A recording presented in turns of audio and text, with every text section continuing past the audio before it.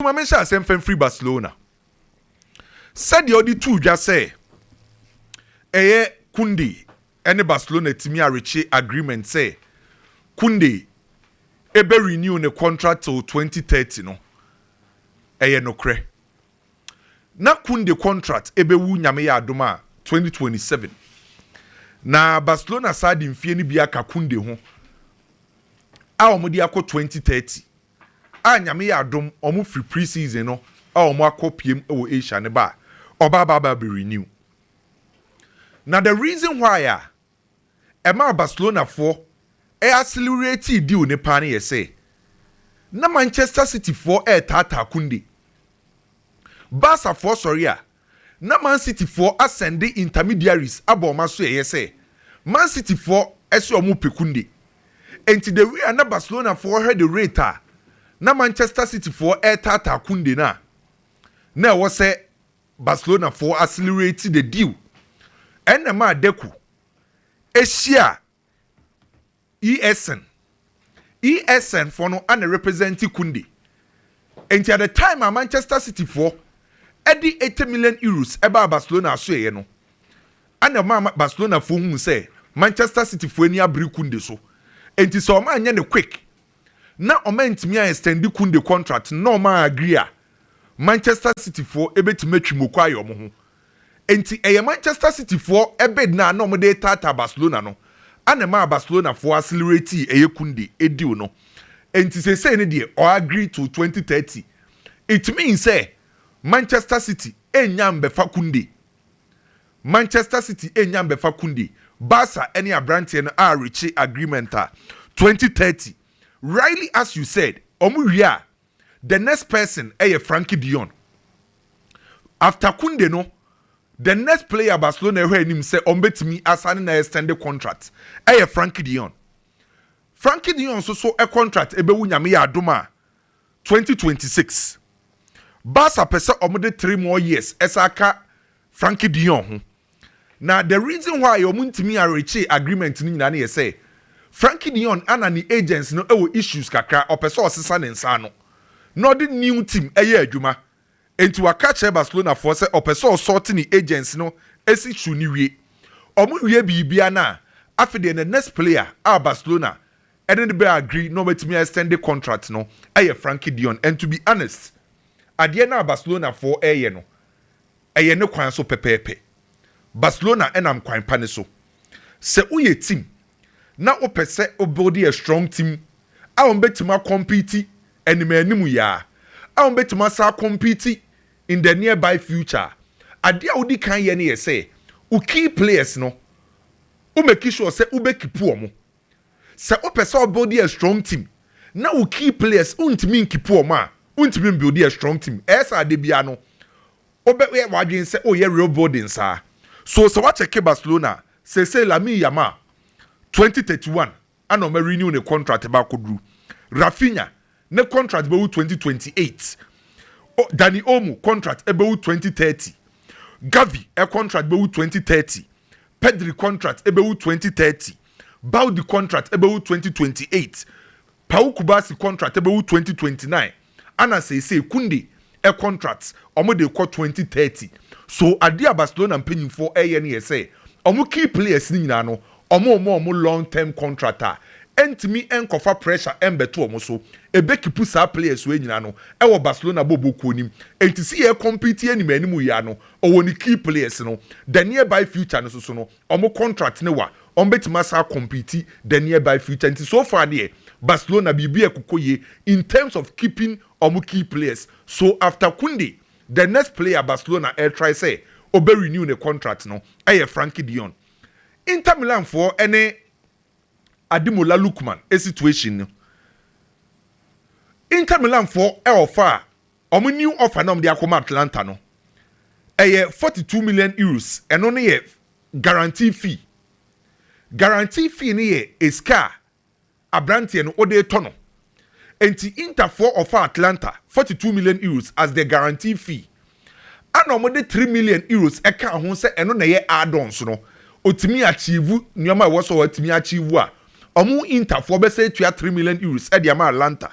Enti se oka the fee any add-ons ne boma 45 million euros ana Inter for the new offer from the akwa Atlanta no Atlanta for pay 50 million euros eno ana adimola Lookman ni agency roof agency oma schedule meeting between Atlanta and Inter Milan nyame adoma next week hopefully omo ogidi say yesi next week ma Atlanta for beji the new offer Inter for edeba 45 million euros no Atlanta for the omo pay 50 by they say roof agency for no oma ahye meeting between Inter Milan and Atlanta nyame adoma next week baba besim ni ahwede adimola Lookman situation no ebeko personal terms there oni Inter Milan for awie a score baba beji no Inter Milan no close to 5 million euros a year ni nyina no omawie bibia akasa Atlanta ebeji Inter Milan for bid no e de atum kwaku enra ana mebe breaking story de ma say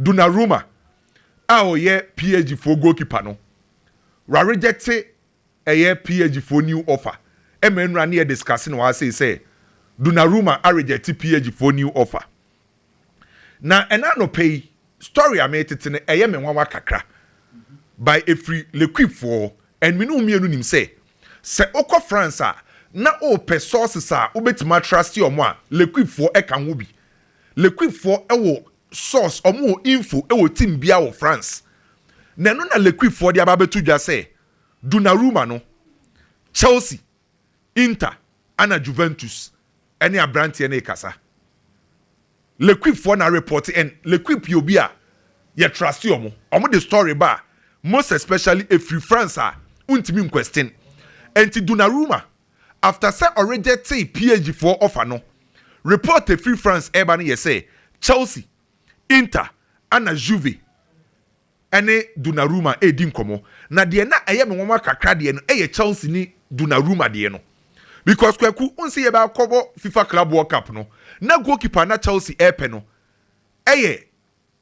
abrante friend Mike Maignan AC Milan kaki tuwe bi anka Chelsea fa Mike Maignan ana sa deal ni collapse ye Chelsea FIFA Club World Cup no akwaje omo goalkeeper Robert Sanchez perform very well ama say Chelsea for ni mpokura no mu ni mugidie no omo ba benya Robert Sanchez mugidie enti anke ni enim say die Chelsea enkope goalkeeper bia by say ababa betoja say Chelsea after said Donnarumma reject PSG for offer no Chelsea abel room so money abrante na kasa enye omonkwa Inter Milan ana Juventus Galatasaray for decide say Gundogan na osi akan edema Manchester City no ekwan bia so mbefa no na kwaku unse Gundogan oje 11.7 million pounds ewo Manchester City sa 11.7 million pounds na Gundogan eje wo Manchester City no odi ba euros 13.4 million euros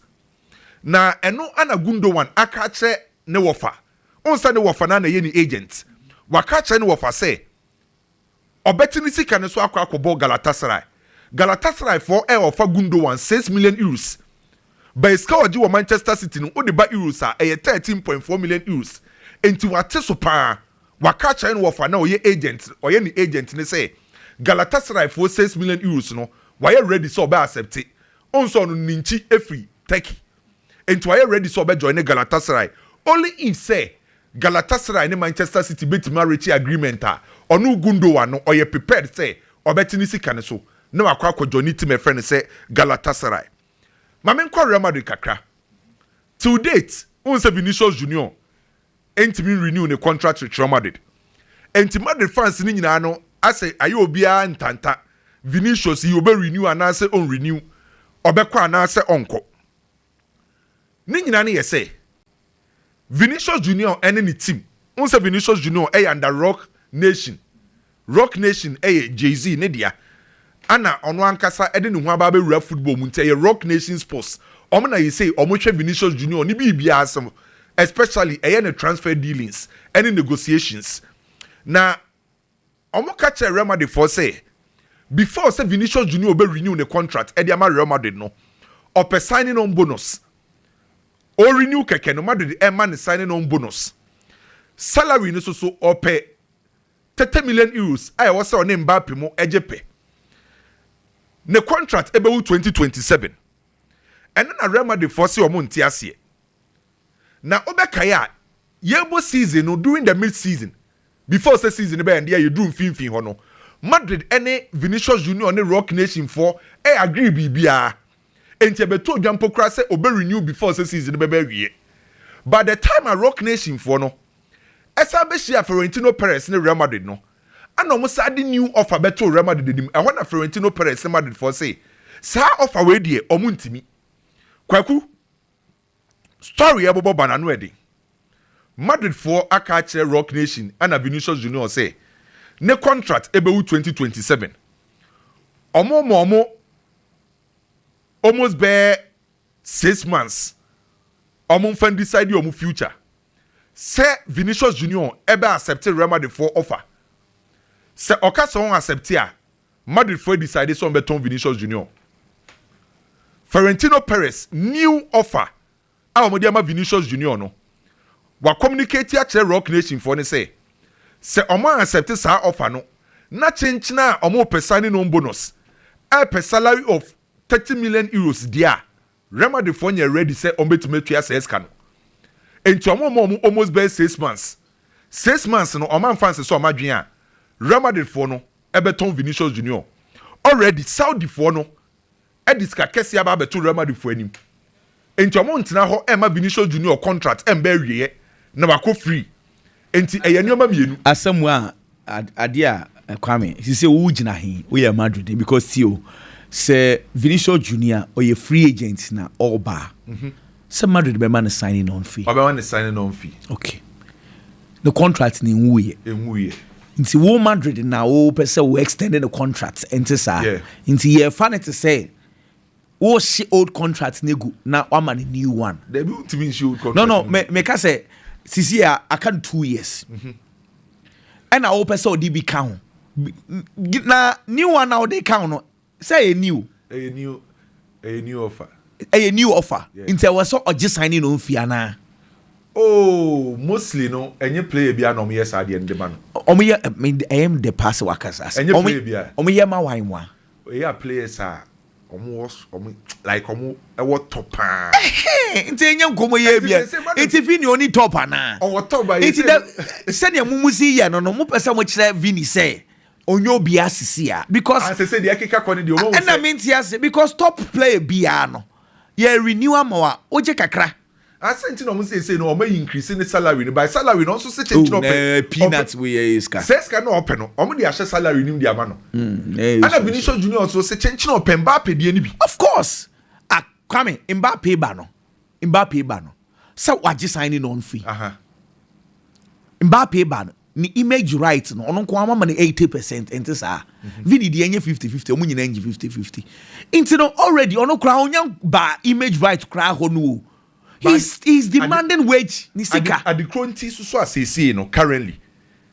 a better day for Real Madrid to give Vinicius Junior the same amount to say Mbappe ni say the kind of profit Mbappe di Madrid no Vinicius Junior Madrid bi say say upe player or sell Real Madrid new Madrid nyeska Mbappe enye Vinicius Junior enti a better day for Real Madrid say e ba sana chenchina na e say ye ma say enu nti na o ma Mbappe 80% so onko ho no image right onko ho nti wo dey fan it say eno dey onko ho but wage ni dey also ope pepe so dey bedding and see as 2 years ago and Real Madrid and o kan sa kam ho pepper mo asai say we from na we lose so can straight say dey say na yesi hu enkane no ye hu say bio na boy ne mfa no ho adwen because dem ye dey but one thing is say there is no way say Real Madrid for Ebema Vinicius Junior the same salary to say Mbappe and the Emma Florentino Perez M-Pesa obeyes at the end say the moment Oba agree say Vinicius Junior man the same salary to say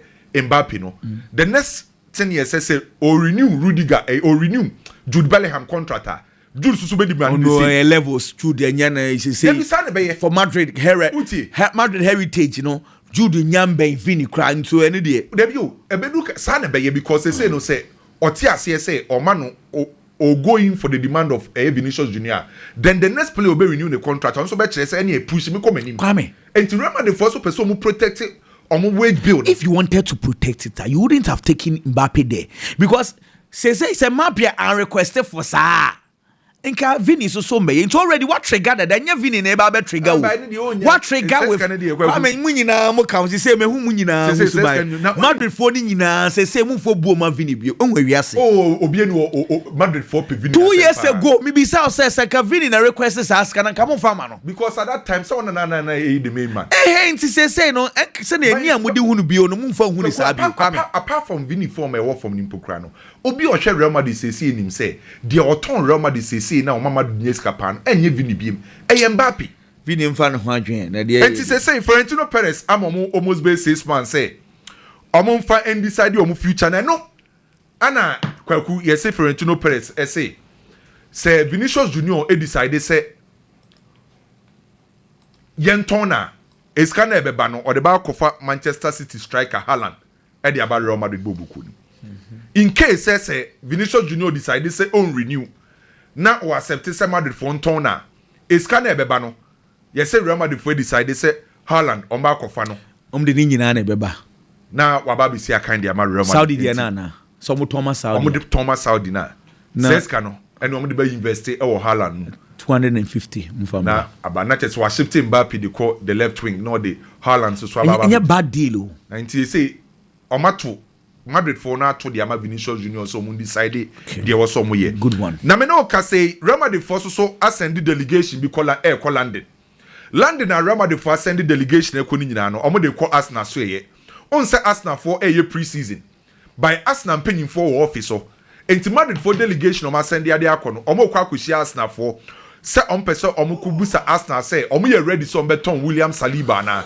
enti Madrid delegation enche bia no efiti next week ekono on ba kopiem e wo London no ma kwa akoshi Arsenal as to say Arsenal for be dia tum say on beton William Saliba e de ma Real Madrid na say omo nton enra me de betu anim say Manchester City goalkeeper Stefan Ortega Leicester City ana Burnley abahu kwaku ene teams ni biasa beka ho Stefan Ortega Leeds United Nottingham Forest Sunderland ana Fenerbahce omo nyina ba say omo pe Manchester City goalkeeper Stefan Ortega Botafogo wo Brazil ana Botafogo for free Manchester United say Makura Antony no ne ho nsem te sen yenya na ye pewu ana Manchester United for kache Botafogo for say omo de omo ton Antony enti se mo ye ready se betima meet e dimansa e betima ton no ana Manchester United for e communicate share Antony say wa ukrom team Botafogo for aba opa na say wompe Antony say onye ready so be ko Brazil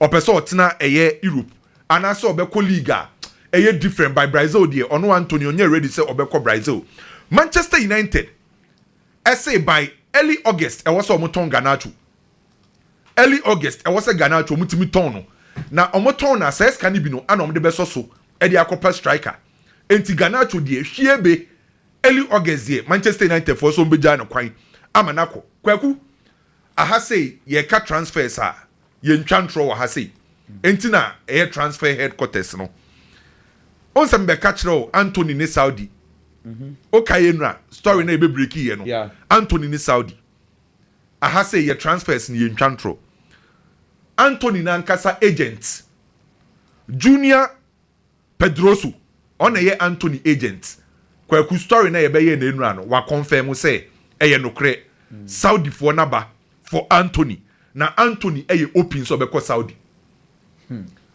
we eye ono ankasa agent ana enura ye story na ye be wa ha no wa be confirm say ye nokre Junior Pedroso wa confirm say Saudi for no aba na Antony say oye open so obeko after say Aston Villa for rejected Manchester United loan offer for Emiliano Martinez no Manchester United for say nyame yadoma Monday ombesako Aston Villa for aso ye oni omo kwotena se we di omo ko negotiate for permanent deal no ma try say Aston Villa for ne beti bo no so Aston Villa for pay £40 million for a year Emiliano Martinez nyame yadoma Monday Manchester United say omo beko no omo kwotena se no ma te bo no so Ruben Amorim aka kire Manchester penny for say goalkeeper person ni odindi dwuma new season no Emiliano Martinez miko Italy kakra Roma for offer Brian Cristiante and Lorenzo Pellegrini diama Juventus Roma 2 midfielders Brian Cristiante Lorenzo Pellegrini Roma for offer diama Juventus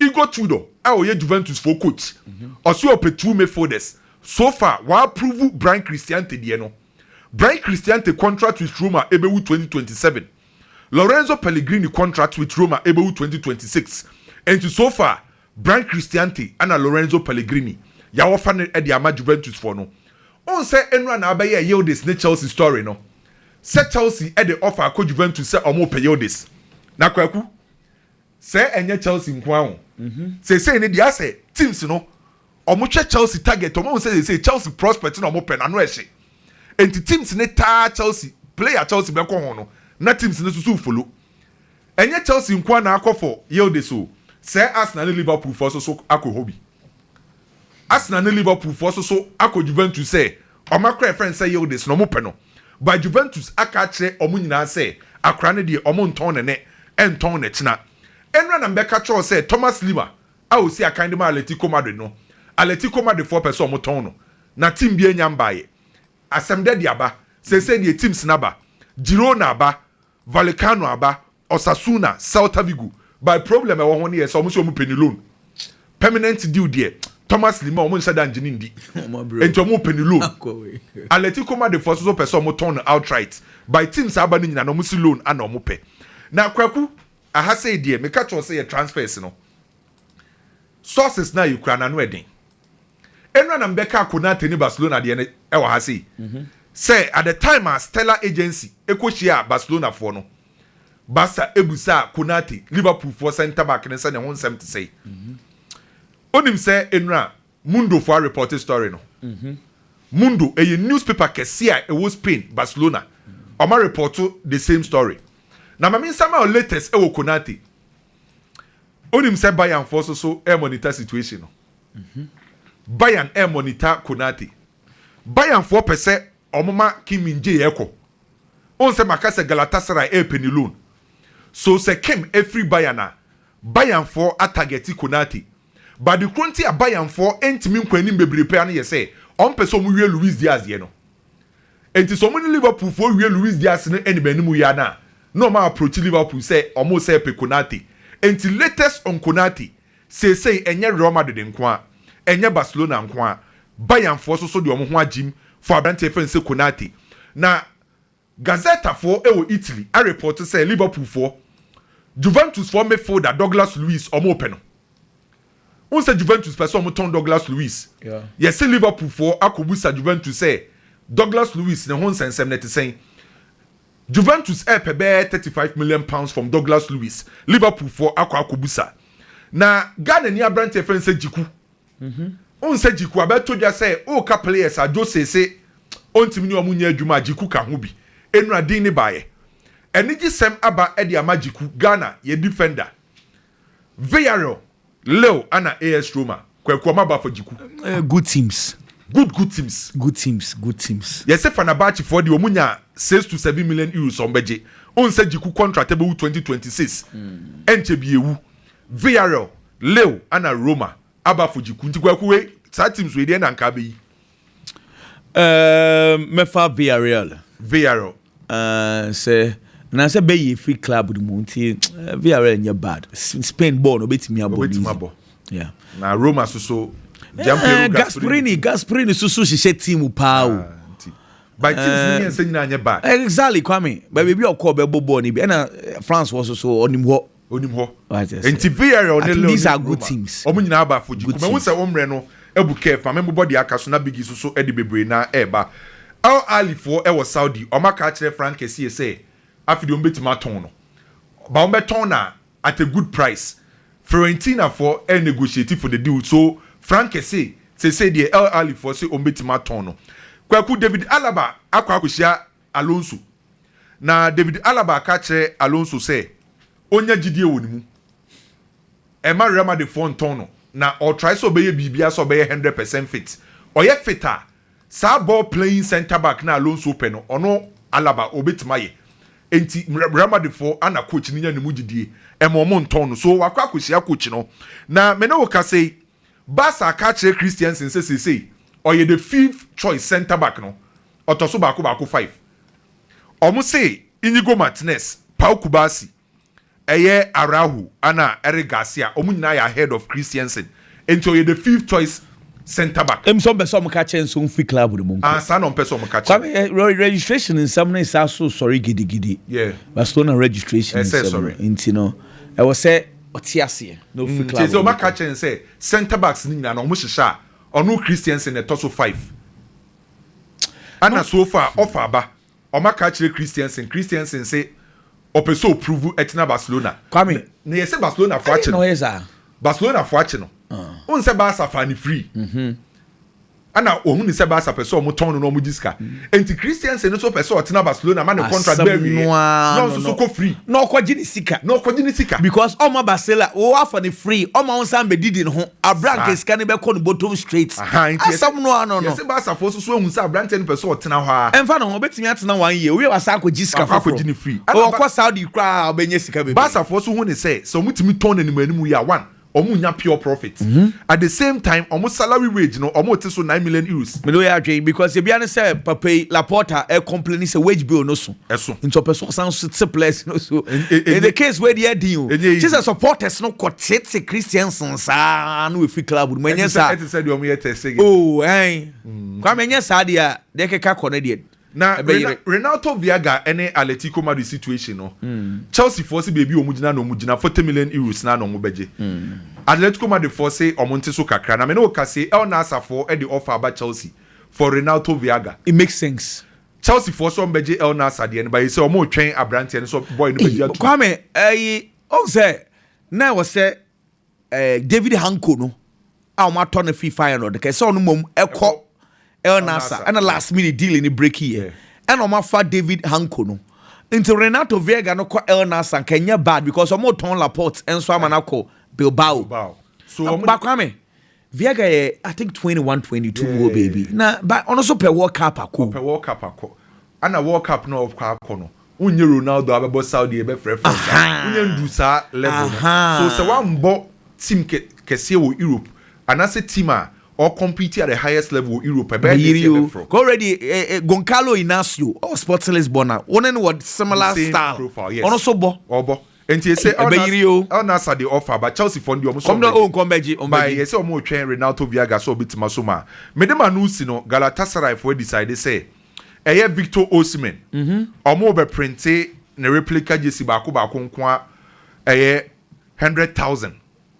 Galatasaray for say Osimhen replica jersey on be printe 100,000. Na 100,000 no ebema omu income $25 million. Wow. 1/3 of the transfer fee no. Manchester for say aka baako pe aka ekome we anim ho Oli Watkins no. Na omunye Oli Watkins a Manchester attack ni omu team no ebetima compete team bia wo England.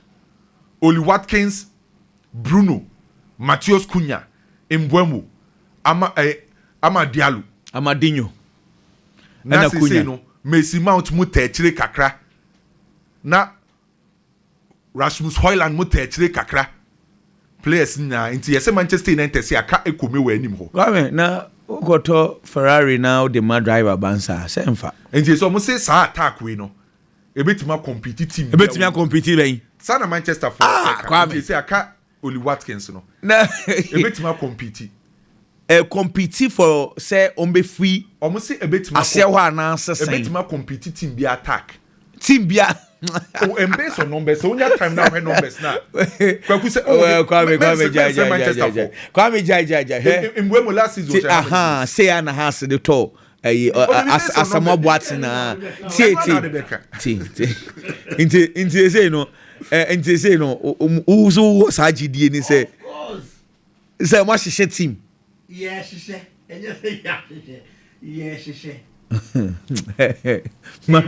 man you wow mwe ya intika ya mausika sa squad we na obesisi we ni mu say your mom is car anything that last time I make I pick it of nothing bad is good nene send there you are still accepting say you don't have the debut some Manchester United will sika and a Manchester United they come market ebian can just strike a Manchester United but only you Watkins men can't only good player but a banesa some Manchester United in Miska if there was a Manchester United share na pay the budget or pay player about when the babishi the team any more on more kwaku na offer only Watkins and you're bad.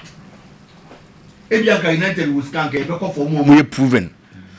to say Victor Osimhen num de ibi ene bi anka Manchester United be ko say akwafa no deny de be aba e bi anka Alexander Isak ena Manchester United be ko akwafa so de naba e bi Lautaro Martinez ena Manchester United be ko say okopen de naba but Manchester United ni say sika ni bi and yet then you have to get a strike obegina anim hono mama it is only Watkins the number 16 goals in the Premier League last season.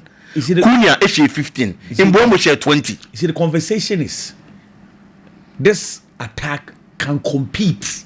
Inti ana Kwame so draw say yen fan to other clubs but your conversation is say yen fan sa unko mo no ya it say they are available in yafa enya bad who is enya bad I mean to say it is not the best but yen fan sa because how many will play say change name way George League no or Salah Kokubeba we the big Kwame Kasa the story is on bit media compete other clubs in the Premier League so some bit media compete here over here other clubs are Manchester United compete over Arsenal the other perimeter the bay say goals will be a share all things being equal only Watkins Emma how many goals 16 Mbeumo how many goals 20 Matheus Cunha Emma how many 15 goals?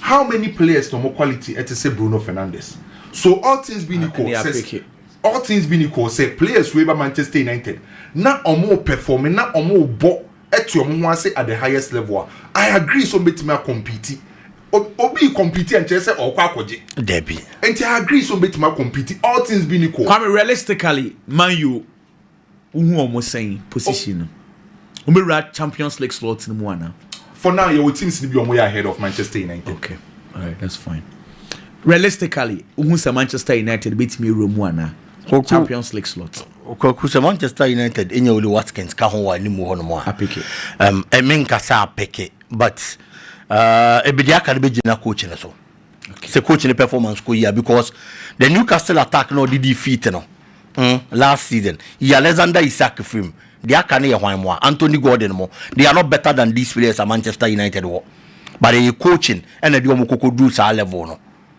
Arsenal nya Jokeres and number 9 obetimi ama goals pa but per the numbers game Martinelli was inconsistent last season Bukayo Saka injuries ha no per the numbers no mo nya better than this Manchester United front but they coaching inti and omunya de omonya no it is a Manchester United no Watkins ka ho na coach ni mo de mo kon kan dia Manchester United betimi ya compete so if you be 15th 16th now to be ba wani mo aba be di be 6-7 far at least you've done well. No one build you upon that performance. Now they are Kwame Sri. Because Kwame Sri because they say engine to say from 15th to Nyame Aduma say you start this season at Manchester United. A toss of best 7th. Are you okay ana? Kwaku to me it's an okay performance. Then they build upon that from there. Now one can send be Manchester United deal. You both see the we know Liga. But since I mean in some best what's here said the more nkomo who raise the expectations so say we can compete because we can compete near start leg no na enwe ne sia na conversation asasa sabebri okay Manchester United can perform well because mitia Amad Diallo Amadinho no come on say omunyanka omewura Champions League because I don't know omo target then I realize it's okay as a what I say omo fan to say baby I need a free banner enye we are trying to get somewhere but I say you moderate kakra me pe but the word compete you know na Mikel Arteta cry or break with the word compete until with the kind of players at Manchester United they can perform well exactly exactly because there are so many teams truth be told there are so many teams ahead of Manchester United. Oh, that is very true. Exactly. But if you are looking at even the top 5 Kwaku and America say these are new players. Ebi be here adaptation. Ebi be here team bonding. Say on any partner on any position where any more no. Say befa an entirely different conversation. But shit teams in Libya. Omo top 5 anymore. Omo attack any numbers omunya last season now. Now the to Manchester United the anywhere. Say omunya Oli Watkins can one. And can attack and end that bad compared to some other teams top 5 anymore. It's you better the coach and the account. Kwaku Paul Victor has left Barcelona Boboko. I'm sure say as a young player we see so na obo board here na the dream is to be one of the biggest clubs we are see about. He stepped into Barcelona. Akwada ketu a wonye opportunity. Gradually, ube find be breast ube find do fit. In kakran. Last season, oba benya games in the boy. Edma Barcelona bono. He played 21 games. 21 games no ball for Barcelona. It will league him no. He only started 2. 2 now Akwadane started clearly. Now we need a lot of opportunities but at least the little opportunity he gave some glimpses of Obia unya more opportunities the performance nebetimi akosro or she just 2 goals and or assist back at the Barcelona e will season na ebowie no we ya no ni free one man the entire was Akwadane free Barcelona and say he's falling down the pecking order. Robert Lewandowski as a striker number 9. Robert Lewandowski a player kwaku onya any form of introduction. Debbie obi odi football echi obi ohwebo obia enim dia Robert Lewandowski betimi aye dia ma club bia wom. Even in the downward moment last season Robert Lewandowski around age of 36 a modern mono was soro to the extent the number to Nyadema Barcelona no he scored 27 goals in the league and Edema Barcelona boko no enti obi a coach e money trim so we could choose a player like Paul Victor at the expense of Robert Lewandowski Debbie only ni one ma wine and ebo Ferran Torres and a neighbor bishim no abo e di amabasa boko no Ferran Torres now on so nye starter no and so make sure say anytime he got the opportunity with limited time but obe prove and after the league ni coach impokai so person Akwadane tena Barcelona boko because when you a lot of opportunities but kakana when you a time biano o make sure so be make good use of it na niema konkan dia mano on also about 27 games Ferran Torres or started just 12 matches and the Barcelona but o make sure so be goals or be man numbers kwa share 10 goals e will league mu and o assisted 6 times 16 goal contribution from 27 matches out of 12 starts. It's in the clearly you to be on to prove the worth at the Barcelona. It is Akwadane tena e be di to be games ni bia de be abo ni nyina dan chen Barcelona asa kwa player friends them Marcus Rashford the naba eni mu ho no Marcus Rashford ebo position bia wani mu ho he plays on the left flank he plays on the right flank or sans to timi bo as a number 9 in every team will be finding itself. And many sure say found some Marcus Rashford are new to the Spanish La Liga or you new to the Barcelona system. So you coach now kita Barcelona bobo kona obema a young player to step Paul Victor opportunity at the expense of a Marcus Rashford. Debbie it's now also Akwadane finding a way out of the club. Aside no Barca bobo kona say yeska. Deal now Barcelona aye no. Omaje 12 million euros. E dey free deal ni mu. And sana 3 million add-ons. It's around 15 million euros. And Barcelona enya and the coffers. Barcelona it is a very good deal for Barcelona, monetary wise, and a very good deal for the player in his progression because what's Barcelona a best the progression. Looking at the players, warning him and Barca Akwada now free team ni mwako say ye loan say ye tonwa. Kwaku the here say obebo home because Barcelona actually so mu was our history in record ne say e wo be hia so mu be hia player wo mu team ni mama na ba be si akan a o mu twa mani kokosho mu ma bobo ne pen said e be ya o ba adaptation any problem and so far now betimi abi settle with ease it will a Barca player now free team ni more especially young players all you need to do is to go and perform well. And maybe do na Barcelona here player and na babo bokonima and likely to meba be follow be see akan and that is exactly what the young player has to do said ye be ya the progression be koye na da chi bia no betimi any opportunity e wo Barca bobo konimo kwaku Vinicius Junior and Real Madrid in common akwa koye in komo bia ni die den pa because it looks like the two parties in nyina obia wo case we Vinicius Junior ball our body ama Real Madrid e dia ba bedu this state senka Madrid e ma Akwada ni skabia anke se fata Akwada no because Akwada ne pay ni dues di ama Real Madrid for the past 4 seasons upe player ba kwa wa consistent pa e dia ama Real Madrid bobo na Vinicius Junior account. Vinicius Junior played the last 2 seasons at Karim Benzema boy with Benzema Karim Benzema 27 na Vinicius Junior 17 goals that season. The last season of Karim Benzema share 19 goals, Vinicius Junior share 10. Still, it is our last 2 seasons of Karim Benzema. No? He was the second top scorer. Kwaku. Real Madrid bobo ko Benzema ko.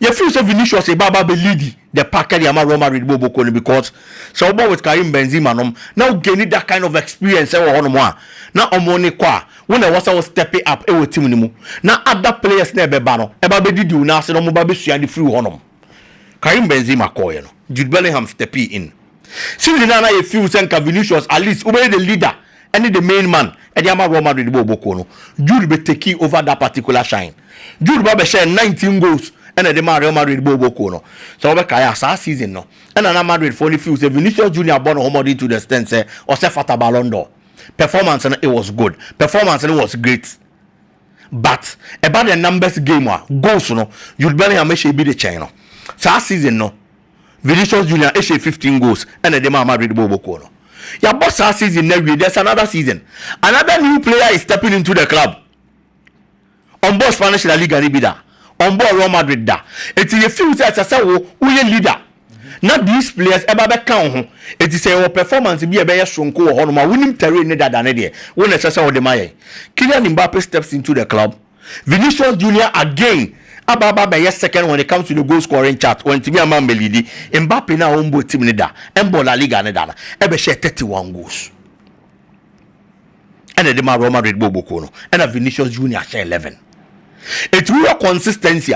Vinicius Junior has been consistent with the numbers. But so Babel did the pack the Real Madrid. When other players are coming in normally new to the terrain and system, no, it has been difficult for Vinicius Junior.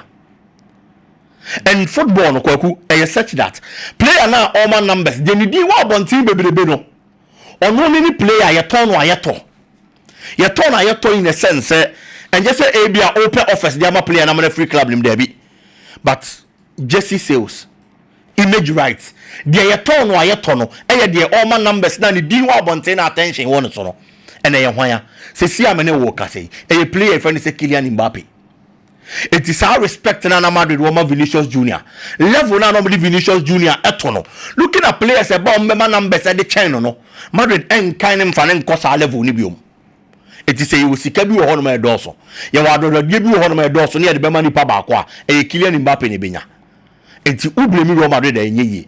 But on the score of Vinicius Junior, on used to feel say we play the quarter the Real Madrid bobo ko no.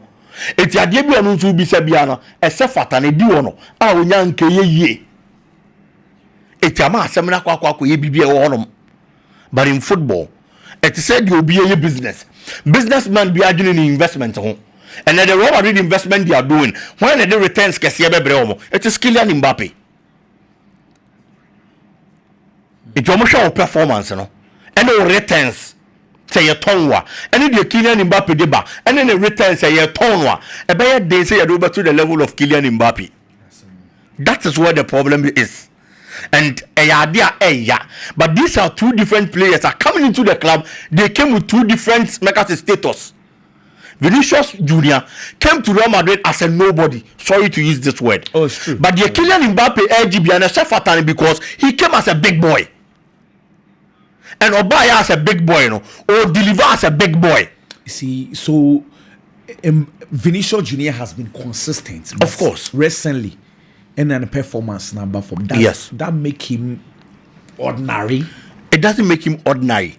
He can request for increment. But to say open Mbappe the any bino, that is where the problem is. Because I'm feel say the Mbappe de mayen no, we won't even find mayen. One senka ideally, can we say Mbappe airba no, can say me pe Vini the any bi. Of course. Can say Vini na ba.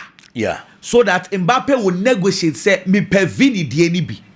Now, if Madrid goes ahead, now with more than what he is giving to Vinicius Junior. Let's just say automatically one Madrid actually say overvalue Mbappe chain Vini. Yeah. And I say Vini is a so far why be. Kwaku, now the ball lies in his court. So feel so better now they are. Because there is no way they are going to take him to the Mbappe level when it comes to Sikasem. And Americano, Vini will point, but won't even blame Real Madrid man in ye because the Mbappe de Mayeno. Won't even from my CCR. And Vini in his prime, to say the Mbappe buy and be na Vini dey bar. Me sure say go be nkomo differently. But Vini coming to Real Madrid, as a big boy. Let me push you. Vini prime, Mbappe prime. Why not bet of Madrid pa? A lot of things for Madrid to progress. I'll go for Kylian Mbappe. Prime Vini versus prime Mbappe. Yes. Obeko for Mbappe. Meko for Kylian Mbappe. I am saying this because now you move fuse a French league in our form. That is why the kind of numbers are Kylian Mbappe dema from Monaco to Paris Saint-Germain. Now almost our numbers now. But when he stepped into the Spanish La Liga, the first season, we prove that they know France and just by fluke. Madrid team now uncle last season in what is will be Mbappe ding. Debbie because Mbappe performance in any film the team now go yimpa or church the entire do on the buy or baba ye. And for me, Vinicius Junior Nuntum na umpe an increment. E was sikanim. Said the Madrid de man no form, no be pre-bidia can fine. But to say open Mbappe the any bidia. And then the Mbappe de Madrid no. Vini win to be Madrid be. It's the Mbappe the any bia. Kwaku njeje. Kwaku Paris Saint-Germain. Kwa pair a central defender, Ilya Zabani, free Bournemouth. Or Bournemouth Bobo Kuna last season. One of the players are no more Konkan pa Zabani Kahu. The kind of partnership our form here, I Bournemouth a Chihonum with player friendly said in house and it was super. And man tell me Lugina Chihonum, I saw Befempa, no aqua heti Bournemouth, Bobo Kuna kwa problem. The performance never was through. It is a team be a season new. No one decided to almost compare such a central defender. I did not Baba Bishi team anymore. Only team be 100%. But you look at the Paris Saint-Germain team, all power brand, no one besides a team is so good, they are solid. They bring to the all pass player. Zabani performance was so. Paris Saint-Germain already has an established team. That is very true. But the central defense position of Paris Saint-Germain, Bobo Konuku, Tokro or Honum. And man telling you performance and you good. But I dear about Paris Saint-Germain because of how they play, the possessive nature of their game, any or more attack. So your central defense in Nkwa, player now also on that controller, or your organizer work, or your captain at the Paris Saint-Germain Marquinhos. The performance was so. But there are times that Marquinhos in Impono a suspect. Pacho has been consistent. But even these two, say Bakuni one man, Nipa or Baba Bishemi a problem. Champions League you want more demo, League you want more demo, but Club World Cup no, exposing the central defensive line of Paris Saint-Germain. Time on mobile game. Now a player friend is a patro any honum. Now was a barado, a babishim no see a kind about PSG. It's clearly now branch any more demo from Club World Cup anymore, or blue shade BBM here. It is our backup central defender. Any beraldo and yamu ya de obe frole on no na be girem no obe si akan de ama wakwaku a problem e de ma it coach Luis Enrique etna se no hwesa anema we nyina e so ma team no every department dey solid because once you win laurels you win championships season na ye baba be wrem no oba be team be a target and the team of person of the French league or building the team said they be to be beat Paris Saint-Germain team of person of the Champions League or build the team said they be to be beat Paris Saint-Germain it you are the target of almost every team in Europe. It is a do stage no na afei one show team ni mu ye am fele portos na that team ni mu new season now baba be wem no and I say the following season now afei won baba be kire it Luis Enrique tenase no hu sa ne ma na e be hia so be fele sa portos no and into no for Zabani and the performance he gave last season in English Premier League you know he's going to be a very good central defender. I feel even if he steps in Paris Saint-Germain he been part of a commander starting place with team ni mu because he's one quality center back team bi obenya ni bia no enya de papa kwaku Tottenham eguso build the team na omo fa players ni bia na na report I ba say Tottenham e ko Pepalinya e de na free e ba Munich bobo ko ni mu so what Pepalinya any performance or done the English Premier League ni mu the level of consistency at a point now open defensive midfielder or you very combative or you aggressive onim ball ni bono to me show the defense the ye it protected the back line and my pressure more motwa in terms of tackles and everything untimi mo na onyi Palinya mfemfem when he gets hold of the ball the distribution ya de ba ko anu to wani beje ho onim ball ne ball in that position or cementing as one of the best but on making the move from the Premier League e ko pie mu Bayern Munich bobo ko nim no injuries chance yes ebem injuries ne bem na brand ntimi finding the fit da e wo Bayern Munich till now amere wo kasai And there are certain players and yet time will be an obi move. Player no ebetimi ehunu so and found quality okita, but that also doesn't mean say akwadani nimbo nebo. And even with injuries impo, who players who prepare with teams bibo, but when make a move away from the team now if you are 100% fit no get it back to the best of form. And today be a make come the Iron Robin here example. Robin at Chelsea no prepare, Robin Real Madrid no prepare, but when he moved to Bayern Munich bobo no injuries in Etekoye you named Yomoya branch and he became very fit. Obey one of the best wingers of mobile football we are say. It is a Paulina making move. Na Neman Conkin farmer until stay fit. And farmer team Wako Premier Bayern Munich. I feel he has to get another opportunity. Probably baby a league establish as one of the best DMs. It was our league, which is the Premier League. And Tottenham is building a new project. Our coach, it was a GDN probably a be another defensive midfielder or Tottenham. If Bisuma, ebe free team ni mwako. So we free mwako as our position nedao. It will be a lot of game time. Now they are building one getting back to the best of form. It's only common name ko yine more branch because he's a quality defensive midfielder. And I the ball I hold Premier League nim e Fulham na ye ni jene ho. And it is that opportunity to get back to top level kweku.